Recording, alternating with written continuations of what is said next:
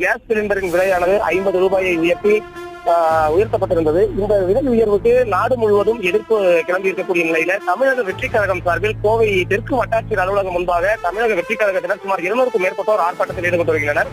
இந்த ஆர்ப்பாட்டத்தில் குறிப்பாக மத்திய அரசு இந்த 50 ரூபாய் விலை உயர்வை கண்டித்தும் அதேபோன்று கேஸ் சிலிண்டருக்கு மானியம் வழங்கப்படும் என்று அறிவித்திருந்த நிலையில மாநில அரசு அந்த மானியத்தை வழங்காததை கண்டித்தும் இவர்கள் தற்போது இந்த ஆர்ப்பாட்டத்தில் ஈடுபட்டு வருகிறார்கள். இந்த ஆர்ப்பாட்டத்தின் போது இந்த சிலிண்டர் விலை உயர்வை எடுத்துக்காட்டும் விதமாக அவர்கள் சிலிண்டரை கையில் தூக்கிக் கொண்டும் அந்த சிலிண்டருக்கு பாடை கட்டியும் இந்த இடத்துல தங்களது கண்டனத்தை தெரிவித்து வருகிறார்கள்.